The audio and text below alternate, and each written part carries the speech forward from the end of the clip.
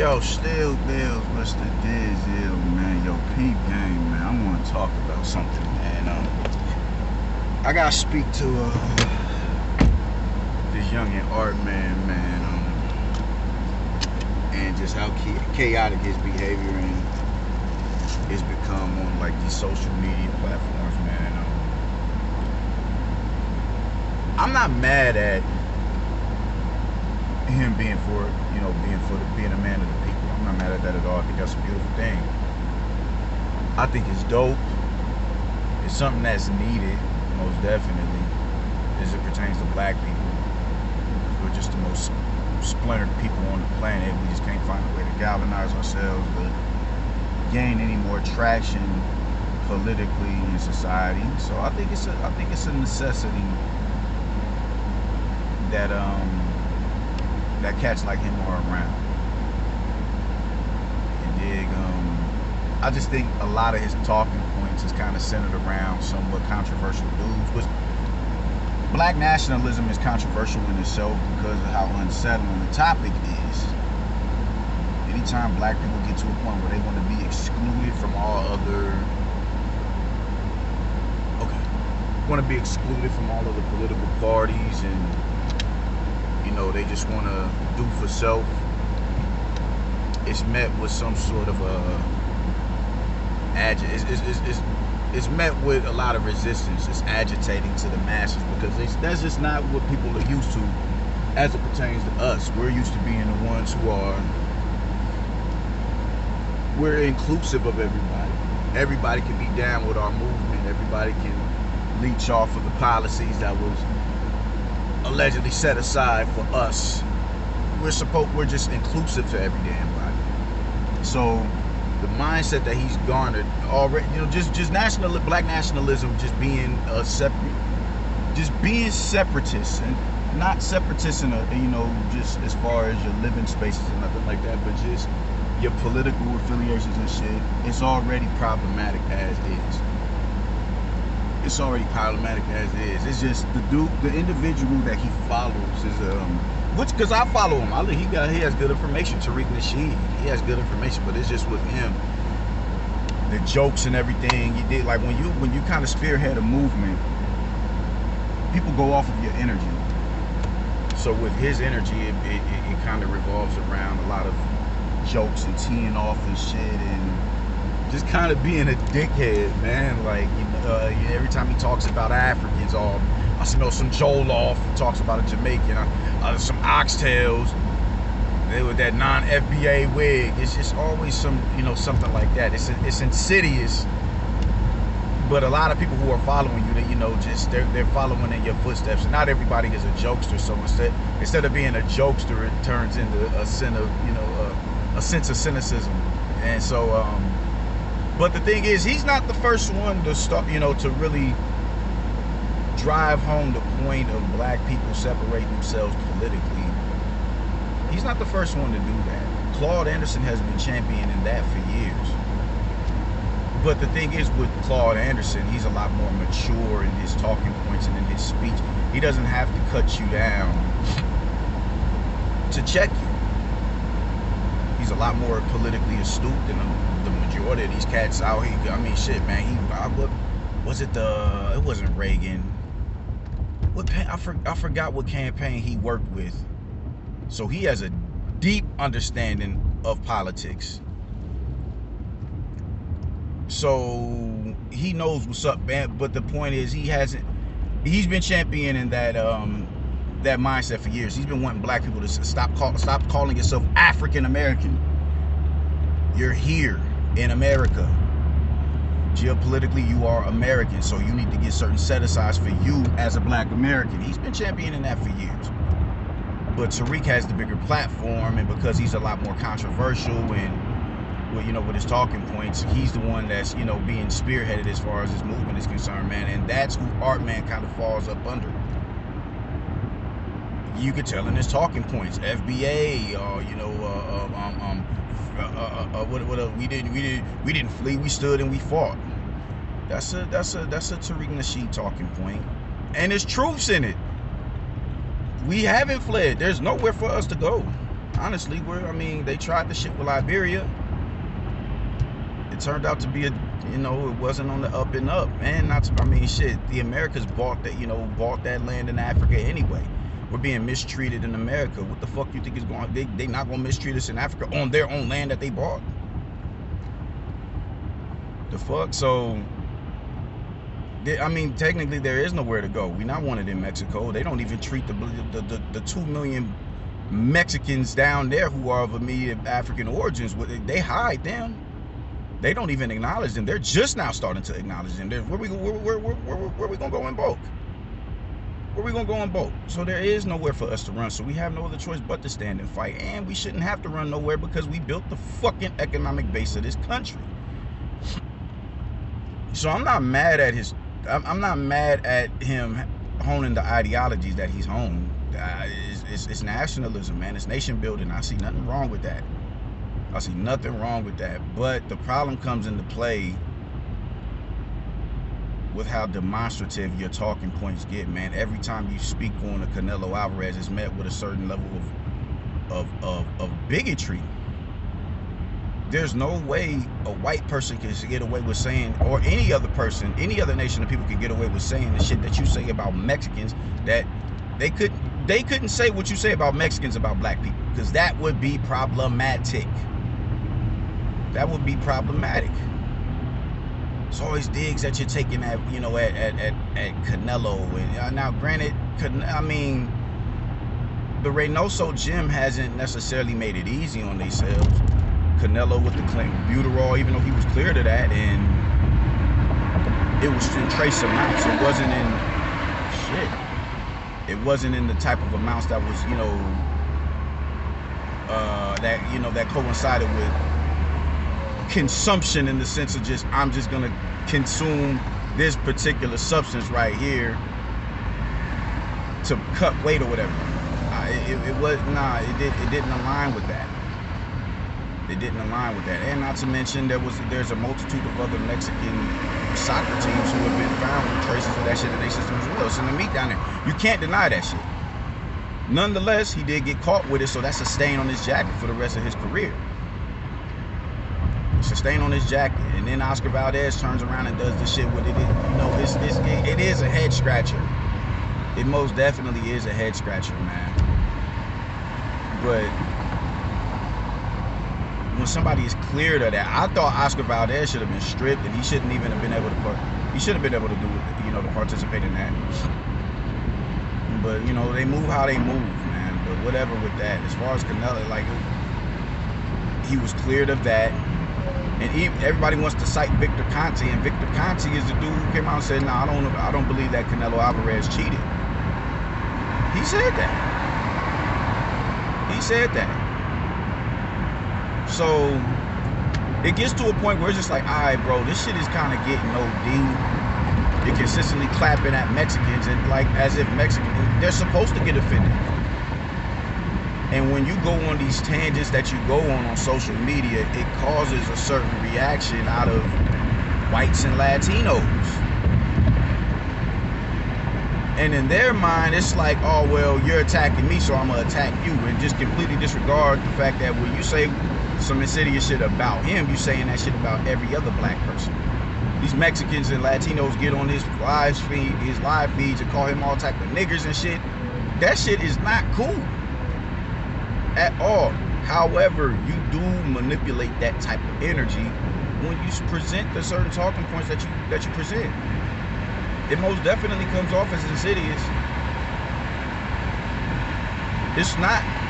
It's a reason you're getting banned for life on Twitter. It's a reason for that. Every time you start up a new account, that shit gets shut down. It's a reason for that. It's most definitely a reason for that. And it's a reason that you can't ignore. You feel me?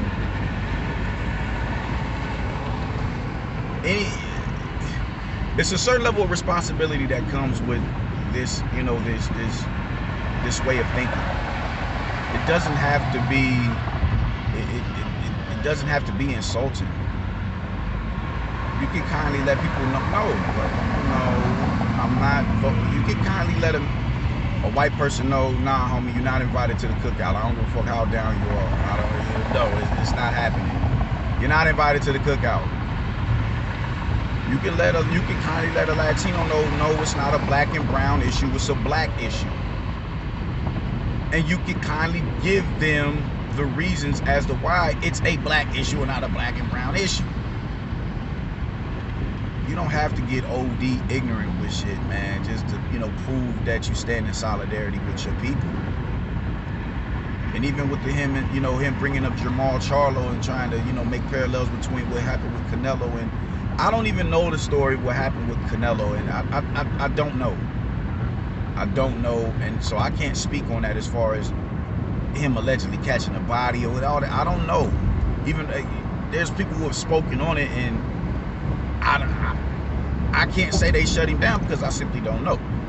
But the thing is with Jamal Charlo has been doing shit for 2 years in a row. It's reckless behavior, bro. It honestly is. Trying to dine and dash, take money from waitresses and all that, just extra out shit, man. Like, what are you doing? Do you not understand that you are on the brink of an opportunity of a lifetime? This shit just doesn't make sense, bro. Like, that hot-headed shit is eventually gonna get you caught up. And now you in a, I'm sure he's out. I'm sure he blinded out, but it's just like, bro, like, y'all gotta move a little bit more judiciously, man. Canelo can't afford to be a hothead doing dumb shit. He's the face of the sport. And so you have to conduct yourself with a certain level of maturity so you don't get caught up in dumb shit like that. So there's honestly no comparison between the two of them. There isn't.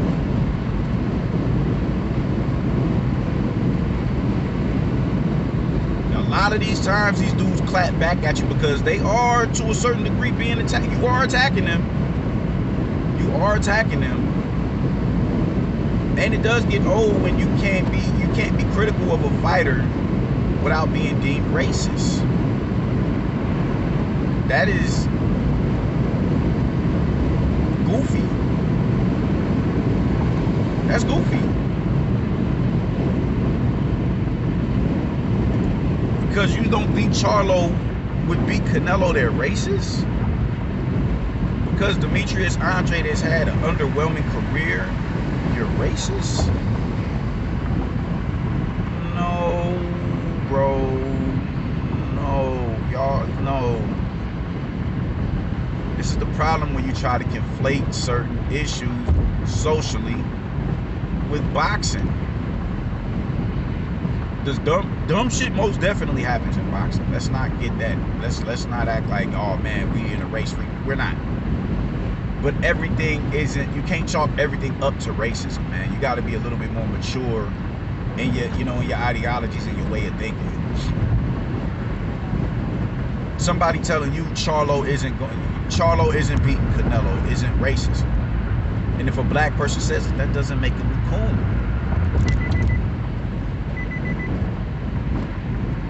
Dig? So he does most definitely manipulate the energy that he gets from these whites and these Latinos on these social media platforms. He honestly does. He does. And you gotta chill on that, man, because one thing I'm gonna tell you is this. You in Minneapolis, they host a lot of fights in Minneapolis. Derevianchenko has fought in Minneapolis. It's a multitude of, they're trying to turn Minneapolis into, somewhat of a fighting hub. You can't hide on social media forever, fam. Someone is eventually going to find you. They're going to see you at one of these fights that you go to, and there's going to be the issues is going to get addressed. They're going to get addressed. And you gotta be ready to deal with that shit, man. I see your boxing clips. You dig? It look like you got hands. Like you got a little bit of hands. Like I won't tear you down. But you one man against an army of people that you've offended. You gotta move a little bit more judiciously, youngin, because you can't hide behind social media forever. You can't. You will do who be at the fights, man. You won't have to see somebody. The thing, Drew Titan had said yeah, I see. You know, it was people trolling him or whatever, and they seen him in person. But the difference is he's a much bigger dude. I don't know his height, but I've seen his build and everything. I think he's about 6'3". Brolic dude. He's intimidating. He's intimidating. You not Drew Titan, bro. Niggas oppress you. Like this little nigga right here. You the one that's talking greasy? Oh, hell yeah. You can't hide behind social media, bro. And you shouldn't have to, because a lot of the talking points that you present it's not on the up and up. It's honestly fucked up. A lot of the shit that you have to say is fucked up. You dig me? You can show you're down in solidarity with your people without being as inflammatory as you are with your talking points, man. You can be stern and still be respectful to somebody's lineage. Because the shit you do, bro, it manipulates that type of energy. It makes a motherfucker want to come out of bounds and call you out of your name. It does. Racist is a wild title to attach to somebody. It's a wild title to attach to somebody. Because I don't think every white person is racist. I honestly don't. I do not.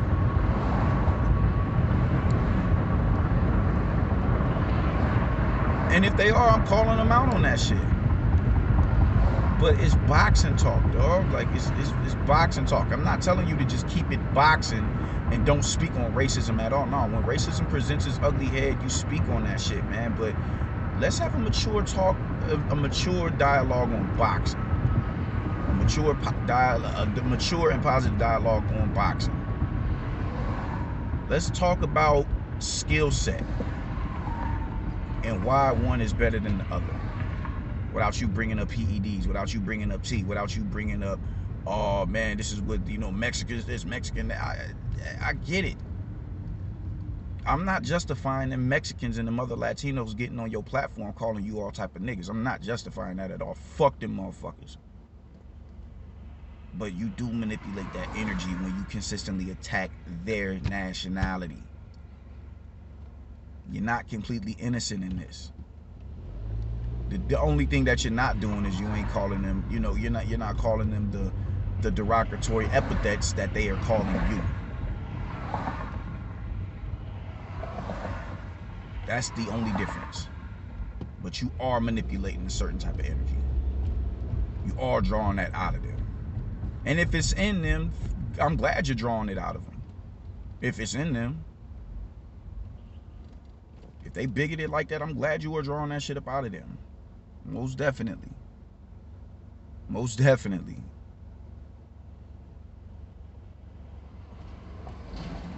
But sometimes it's just like, yo, I gotta find a way to clap at this dude to get under his skin, and that's the best. That's the best thing that they can do. I'm really stopped on the railroad track, y'all. This shit is not cool. Go. All right. So, like I said, man, I think with your talking points, you just need to be able to present them a lot more maturely, and maybe do a little bit more study on shit. Once you expand your mind and your horizon on shit, you become a lot more mature. I was a lot more radical a couple of years ago on social media. I honestly was. My ideologies haven't changed. The difference is I know how to present my talking points without being as inflammatory as I once was. When you come into this idea, you got to think, man, every history has done us wrong. We've been taught to be ashamed of our history and that we have no history, man. So when you find all the contradictions in that, you want to show that, yo, like, it's a bit of anger and resentment in you. Like, yo, why would y'all hide all this shit from us, man? And when you come into this mindset and this thought pattern, you bang out. You rebel against all that bullshit. So it's, you know, it takes a minute for you to come down off that high and be like, ah, yeah, we can have a respectful dialogue. We can have a respectful dialogue as men, or as a man and as a woman, without me getting all extra out on you and just straight up and down deeming you a racist. And it could turn into a educational thing, like I'm educating you. Unless you coming off real bigoted and I gotta check you. No, I'd much rather not do that. I have a respect for people. I respect who you are. I respect where you come from. I may not respect the history in which the country you come from, but I respect the fact that, yo, this is who you are. All right, whatever. You Mexican, you Irish, you Italian, you're French, you're British. Okay, cool. That's your get down. Even though I may not respect the history of your country, I can respect you as an individual. So be it. We can move on to greener pastures until you get stupid. And once you get stupid, I gotta get stupid. So all in all, youngin, you just just kind of fall back with all the, you know, all the extra shit, man, because it's really gonna be bad if someone comes across you, someone that you've really pissed off comes across you, and you may not be ready, you may not be equipped to deal with it. I don't know, man. You just don't want that type of energy where you gotta consistently do this. You can't go out and enjoy yourself. You just had a youngin, yo, congratulations to your junior. Congratulations on that. But you don't want to be that dude. You start taking your son to these fights and you gotta consistently do this because you done pissed somebody off over social media, man. So just, you know, just kind of pump your brakes, bang on them, but do it respectfully, my dude. Peace.